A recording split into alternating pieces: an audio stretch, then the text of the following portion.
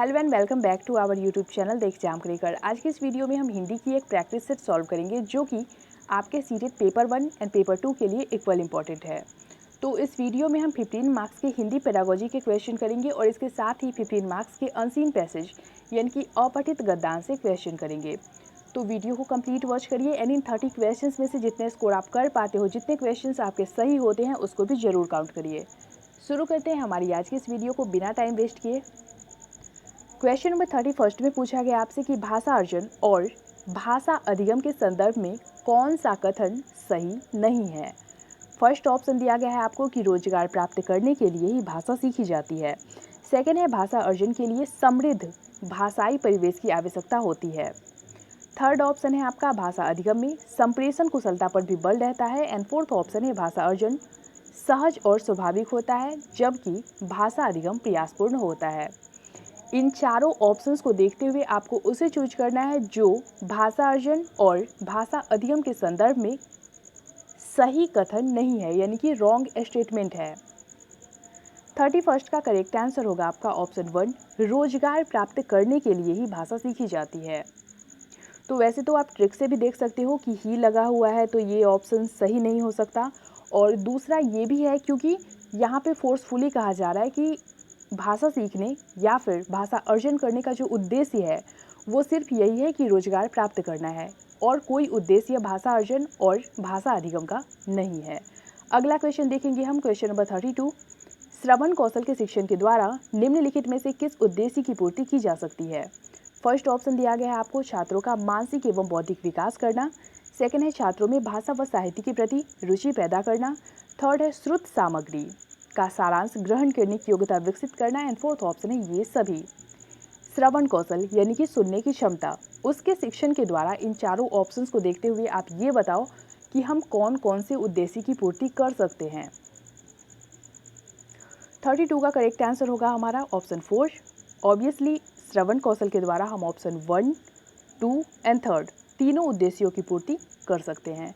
अगला क्वेश्चन है आपका क्वेश्चन नंबर 33। बाल केंद्रित शिक्षा शास्त्र है।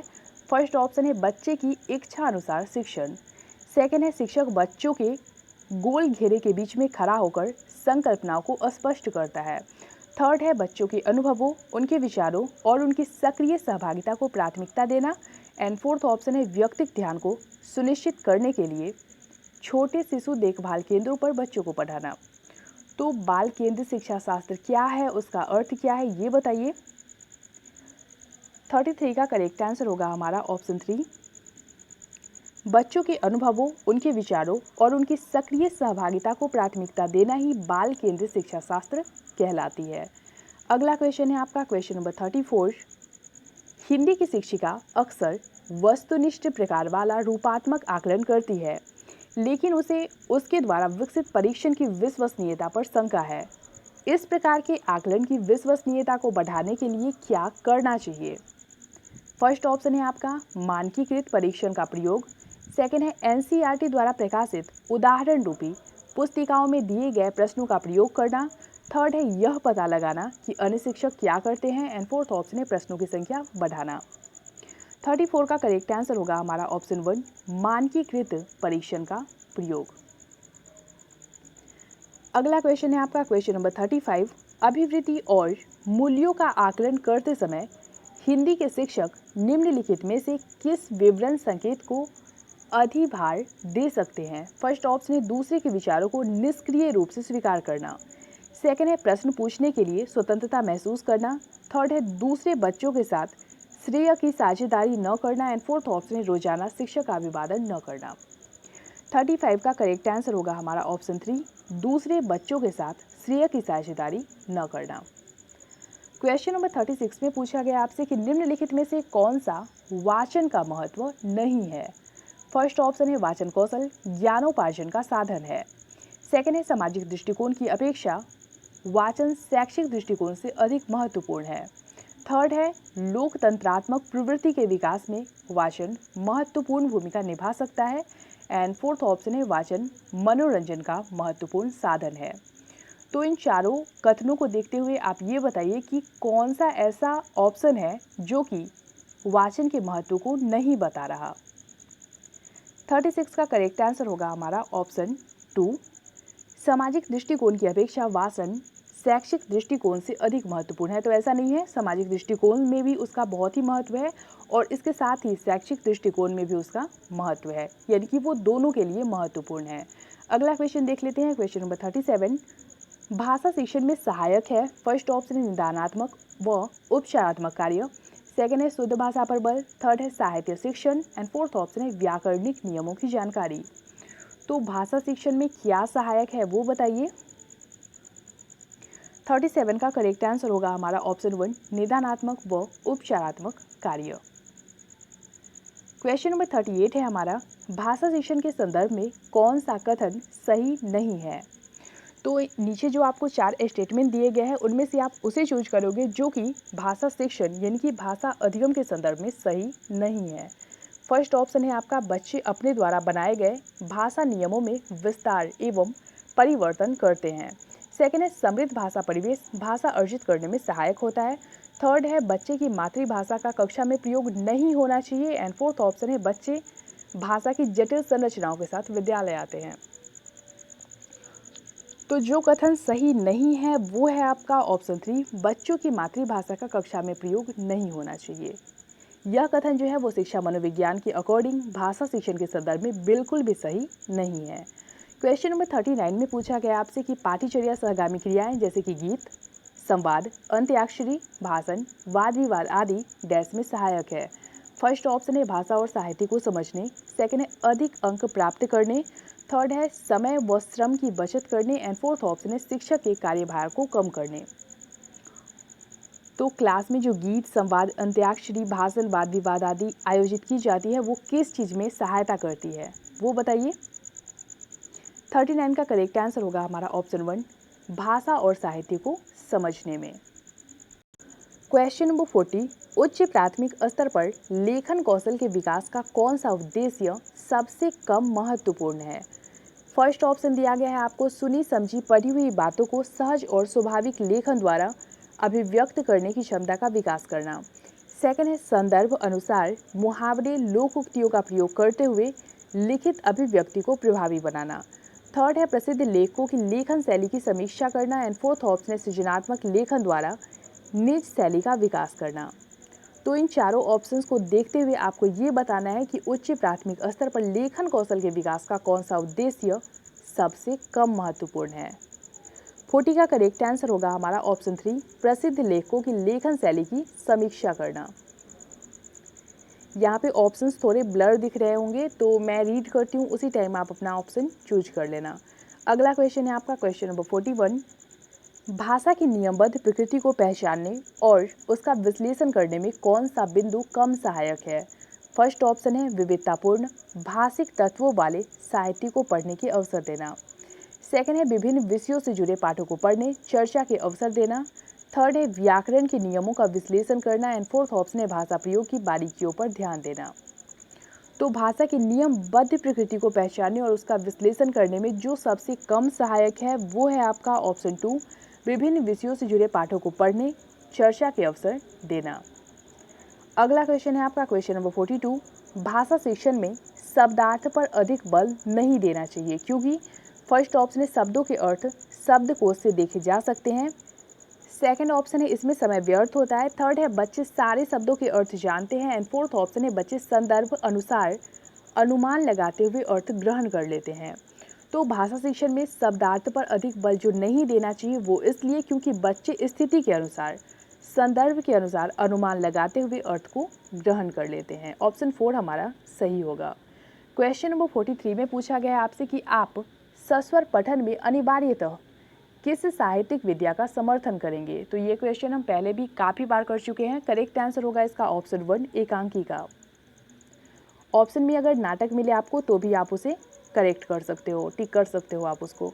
अगला क्वेश्चन है आपका क्वेश्चन नंबर 44 अन्य विषयों की कक्षाएं भी भाषा अधिगम में सहायता करती है क्योंकि फर्स्ट ऑप्शन है सभी शिक्षक एक से अधिक भाषा जानते हैं। सेकंड है अन्य विषयों की पाठ्य पुस्तकें भाषा शिक्षण के उद्देश्यों को ध्यान में रखती है। थर्ड है अन्य विषयों को पढ़ने पर वैविध्यपूर्ण भाषा प्रयोग के अनेक अवसर उपलब्ध होते हैं एंड फोर्थ ऑप्शन है अन्य विषयों के शिक्षक विषय के साथ साथ भाषा भी सिखाते हैं।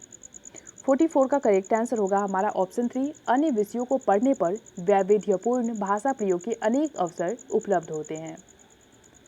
क्वेश्चन नंबर 45 है आपका, निबंध रचना में इसके दो गुणों कला पक्ष एवं भाव पक्ष का ध्यान रखा जाता है। निम्नलिखित में से किस गुण का संबंध कला पक्ष से है? फर्स्ट ऑप्शन है आपका रचना की सरलता तथा सजीवता, सेकंड है प्रभावोत्पादकता, थर्ड है कल्पना प्रवणता एंड फोर्थ ऑप्शन है मौलिकता। 45 का करेक्ट आंसर होगा हमारा ऑप्शन 1, रचना की सरलता तथा सजीवता। क्वेश्चन नंबर 46 से लेकर 54 तक को सॉल्व करने के लिए हमें निर्देश दिया गया है कि निम्नलिखित गद्यांश को ध्यानपूर्वक पढ़िए और फिर उस पर आधारित प्रश्नों के उत्तर दीजिए। तो इसको पढ़ लेते हैं हम। किसी भी देश की जनसंख्या उसके लिए संसाधन भी होती है और दायित्व भी। वस्तुतः कोई भी समाज मूलतः अपने सदस्यों से बनता है और वे सदस्य ही सामाजिक व्यवस्था के लक्ष्य के रूप में रहते हैं। उनकी जिन गुणवत्ता को सुरक्षित रखना और उनमें वृद्धि ही एक कल्याणकारी राज्य की प्रमुख प्रतिबद्धता होती है। जब जनसंख्या देश के संसाधनों की तुलना में अधिक हो जाती है तब अनेक कठिनाइयां खड़ी हो जाती है। समाज के लिए भोजन, आवास, स्वास्थ्य और शिक्षा की मूलभूत जरूरतों की अनदेखी कर कोई शासन सत्ता में नहीं रह सकता। इतिहास और आज विश्व में तमाम क्षेत्रों में ही हो रही घटनाएं इस बात की गवाह है कि समाज की जरूरतों को पूरा न होने पर जब क्षोभ, कुंठा और असंतोष बढ़ता है तो जनाक्रोश तख्ता पलट देता है। युद्ध होते हैं, क्रांति का बिगुल बज उठता है। दूसरी ओर जब समाज की आशा आकांक्षा पूरी होती है तो उद्योग धंधे, शिक्षा की और स्वास्थ्य की दृष्टि से समृद्धि आती है। अर्थात जनसंख्या के दो पहलू हैं और वह एक साथ संसाधन भी है और उस संसाधन की उपभोक्ता भी है। उनके बीच संतुलन आवश्यक है। भारत आज जनसंख्या की दृष्टि में केवल चीन से पीछे है और उसकी जन्म दर में पहली बार मात्र हल्की उल्लेखनीय गिरावट आई है। व्यापक स्तर पर देखें तो हम जनसंख्या विस्फोट की स्थिति में आ रहे हैं, जहां सभी संसाधनों पर भारी दबाव निरंतर बढ़ता जा रहा है। चाहे पेयजल का प्रश्न हो या यातायात व्यवस्था हो, विद्यालय हो, नौकरी हो, स्वास्थ्य की सुविधा हो, सबकी जरूरतें बढ़ती जा रही है। शहरों पर जनसंख्या का दबाव बढ़ता जा रहा है। प्रदूषण की बढ़ती मात्रा इसका ज्वलंत उदाहरण है। आज हर छोटे बड़े शहरों और महानगर के सामने अपने नागरिकों के लिए मूल सुविधाएं जुटाना कठिन हो रहा है। बढ़ती जनसंख्या के कारण शुद्ध हवा और पानी मिलना भी दूर हो रहा है। मांग और पूर्ति का नियम काम करता है। जैसा कि हम सब देख रहे हैं, प्रतिस्पर्धा बढ़ रही है और संसाधनों पर अधिकार जमाने के लिए जायज, नाजायज हर तरह के हथकंडे लोग अपनाने से बाज नहीं आ रहे हैं। अपराध की दर बढ़ रही है, महंगाई बढ़ रही है। इन सब का जनसंख्या वृद्धि के साथ प्रत्यक्ष और अप्रत्यक्ष दोनों तरह का संबंध है। भारत की जनसंख्या का वितरण विभिन्न क्षेत्रों में एक सा नहीं है। मैदानी क्षेत्रों में, नगरों और महानगरों में जनसंख्या का घनत्व गांव, पहाड़ और पाठार की तुलना में बहुत ज़्यादा है। ऐसा होना स्वाभाविक भी है। जहां जीवन चलाने के अधिक अवसर उपलब्ध होते हैं वहां जनसंख्या करोड़ पार कर रही है और जो कभी एक नगर था उसे पूरे राज्य का दर्जा दिया जा रहा है। दिल्ली का विस्तार जितना हुआ है और जनसंख्या दबाव जिस तरह बढ़ रहा है वह विलक्षण है। परिणाम हमारे सामने है। यमुना का जल कचरा हो गया है और वायु प्रदूषण स्वीकृत सीमाओं के पार जा रहा है। वस्तुतः दिल्ली का नागरिक समस्याएं जनसंख्या वृद्धि के परिणामों को समझने में और सामने रखने में, उन्हें बखूबी उद्घाटित करने में सक्षम है। अब क्वेश्चन देख लेते हैं इससे रिलेटेड क्या पूछा है। क्वेश्चन नंबर 46 में पूछा गया आपसे कि हर प्रकार की जरूरतें क्यों बढ़ रही है। फर्स्ट ऑप्शन है जनसंख्या में वृद्धि के कारण, सेकंड है आर्थिक प्रगति के कारण, थर्ड है विज्ञान की प्रगति के कारण एंड फोर्थ ऑप्शन है शैक्षिक प्रगति के कारण। 46 का करेक्ट आंसर होगा हमारा ऑप्शन 1, हर प्रकार की जरूरतें जनसंख्या में वृद्धि के कारण बढ़ रही है। अगला क्वेश्चन है आपका क्वेश्चन नंबर 47, प्रदूषण की बढ़ती मात्रा किसका उदाहरण है। फर्स्ट ऑप्शन है शहरों पर बढ़ता आक्रोश, सेकंड है शहरों पर बढ़ता जनसंख्या का दबाव, थर्ड है लोगों की अशिक्षा एंड फोर्थ ऑप्शन है जनसंख्या वृद्धि। 47 का करेक्ट आंसर होगा हमारा ऑप्शन 2, शहरों पर बढ़ता जनसंख्या दबाव। क्वेश्चन नंबर 48 है हमारा, क्रांति का कारण क्या होता है। फर्स्ट ऑप्शन है जनसंख्या वृद्धि, सेकंड है समाज की जरूरतें पूरी न होना, थर्ड है जीवन स्तर में वृद्धि एंड फोर्थ ऑप्शन है बढ़ता प्रदूषण। तो क्रांति का कारण क्या हो सकता है? 48 का करेक्ट आंसर होगा हमारा ऑप्शन 2, समाज की ज़रूरतें पूरी न होना। क्वेश्चन नंबर 49 में पूछा गया आपसे कि क्या आप विलक्षण है? फर्स्ट ऑप्शन है दिल्ली, सेकंड दिल्ली का विस्तार, थर्ड दिल्ली का प्रदूषण एंड फोर्थ ऑप्शन है दिल्ली का विस्तार और बढ़ता जनसंख्या दबाव। 49 का करेक्ट आंसर होगा हमारा ऑप्शन 4, दिल्ली का विस्तार और बढ़ता जनसंख्या दबाव। क्वेश्चन नंबर 50, वितरण का अर्थ है? फर्स्ट ऑप्शन है विवरण, सेकंड व्यवस्था, थर्ड विभाजन एंड फोर्थ ऑप्शन है गुना। 50 का करेक्ट आंसर होगा हमारा ऑप्शन 3, वितरण का अर्थ विभाजन है। क्वेश्चन नंबर 51 में पूछा गया आपसे कि जनसंख्या वृद्धि से निम्नलिखित में से किसका संबंध नहीं है? फर्स्ट ऑप्शन है अपराध में वृद्धि, सेकंड है महंगाई में वृद्धि, थर्ड है प्रदूषण में वृद्धि एंड फोर्थ ऑप्शन है जीवन स्तर में वृद्धि। 51 का करेक्ट आंसर होगा हमारा ऑप्शन 4, जीवन स्तर में वृद्धि। क्वेश्चन नंबर 52 है आपका, जनसंख्या में सर्वाधिक वृद्धि कहाँ हो रही है? फर्स्ट ऑप्शन है देहातों में, सेकंड गांवों में, थर्ड छोटे शहरों में एंड फोर्थ ऑप्शन है नगरों में। 52 का करेक्ट आंसर होगा हमारा ऑप्शन 4, जनसंख्या में सर्वाधिक वृद्धि नगरों यानी कि शहरों में हो रही है। क्वेश्चन नंबर 53 है हमारा, विस्तार का समानार्थी शब्द है यानी कि विस्तार का पर्यायवाची शब्द कौन सा है? फर्स्ट ऑप्शन है फैलाव, सेकंड विचार, थर्ड विभाजन एंड फोर्थ ऑप्शन है वितरण। 53 का करेक्ट आंसर होगा हमारा ऑप्शन 1, फैलाव।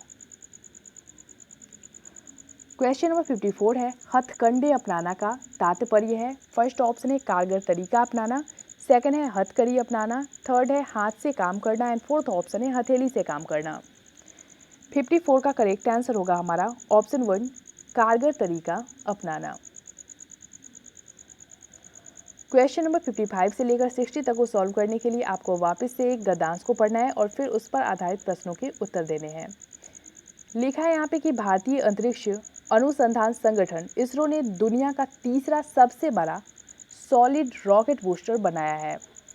इसरो की यह परियोजना करीब 1 दशक पुरानी है। यह सॉलिड प्रोपेलर रॉकेट बूस्टर पूर्णतः स्वदेश निर्मित है और इस बूस्टर का उपयोग इसरो के महत्वाकांक्षी GSLV मार्क 3 रॉकेट में किया जाना है। इस बूस्टर का वजन 200 टन और लंबाई 25 मीटर है। इस लिहाज से यह दुनिया का तीसरा सबसे बड़ा रॉकेट बूस्टर है। इस श्रेणी का सबसे बड़ा बूस्टर अमेरिका का स्पेस शटल बूस्टर 440 टन का फ्यूल मास और 37.8 मीटर लंबाई और दूसरे नंबर पर यूरोप का एरियन 240 टन का फ्यूल मास और 31.6 मीटर लंबाई का है। भारतीय बूस्टर का फ्यूल बर्न ईंधन के दहन का समय 103 सेकंड होने का अनुमान है। एरियन का फ्यूल बर्न समय 130 सेकंड और स्पेस शटल का फ्यूल बर्न समय 123 सेकंड है। GSLV मार्क 3 भारत का सबसे बड़ा रॉकेट होगा और सबसे महत्वाकांक्षी परियोजना का हिस्सा भी। लिफ्ट ऑफ के समय रॉकेट का वजन 630 टन होगा। इस श्रेणी के पहले रॉकेट को 2011 तक छोड़ा जाएगा और यह करीब 5 टन के संचार उपग्रह को सुदूर कक्षा में स्थापित करेगा। इसरो के वर्तमान रॉकेट GSLV और PSLV इतना वजन उठाने में सक्षम नहीं है। GSLV जहां 2.5 टन के उपग्रह ले जा सकता है, वहीं PSLV 1.6 टन के उपग्रह ही ले जा सकता है। क्वेश्चन देख लेते हैं इसके। क्वेश्चन नंबर 55 में पूछा गया आपसे कि सॉलिड रॉकेट बूस्टर का उपयोग कहाँ किया जाता है? फर्स्ट ऑप्शन है GSLV में, सेकंड है अंतरिक्ष अनुसंधान में, थर्ड है उपग्रह निर्माण में एंड फोर्थ ऑप्शन है चिकित्सा में। 55 का करेक्ट आंसर होगा हमारा ऑप्शन 1, GSLV में। क्वेश्चन नंबर 56 है हमारा, सबसे कम फ्यूल बर्न किसका होता है? फर्स्ट ऑप्शन है एरियन का, सेकंड भारतीय बूस्टर का, थर्ड स्पेस शटल का एंड फोर्थ ऑप्शन है इनमें से कोई नहीं। 56 का करेक्ट आंसर होगा हमारा ऑप्शन 2, भारतीय बूस्टर का। क्वेश्चन नंबर 57 है आपका, दुनिया का तीसरा सबसे बड़ा रॉकेट बूस्टर कौन सा है? फर्स्ट ऑप्शन है Ariane, second space shuttle booster, third solid rocket booster and fourth option है GSLV मार्क 3 रॉकेट। 57 का करेक्ट आंसर होगा हमारा option 3, solid rocket booster. Question number 58 है हमारा, प्रस्तुत गद्यांश में चर्चित बूस्टरों में सबसे कम लंबाई किसकी है? फर्स्ट ऑप्शन है space shuttle, second Ariane, third mark 3 and fourth option है सॉलिड रॉकेट बूस्टर। 58 का करेक्ट आंसर होगा हमारा option 4 solid rocket booster. Question number 59, अधिक वजन के उपग्रह कौन ले जा सकता है? फर्स्ट ऑप्शन है GSLV, second PSLV, third solid rocket booster and fourth option है स्पेस शटल। 59 का करेक्ट आंसर होगा हमारा ऑप्शन 1 GSLV। क्वेश्चन नंबर 60 में पूछा गया आपसे कि महत्वाकांक्षी का संधि विच्छेद है, तो इन चारों ऑप्शंस में से महत्वाकांक्षी का जो ऑप्शन सही संधि विच्छेद है उसे चूज करिए। 60 का करेक्ट आंसर होगा हमारा ऑप्शन 1 महत्वधन आकांक्षी। तो फ्रेंड्स, इस वीडियो में हमने हिंदी के 30 इंपॉर्टेंट क्वेश्चंस देखे। आपको ये वीडियो कैसी लगी लाइक कमेंट के थ्रू जरूर बताइएगा और शेयर भी जरूर करिएगा अपने फ्रेंड्स के साथ। मिलते हैं हमारे नए वीडियो में, तब तक के लिए पढ़ते रहिए, बढ़ते रहिए।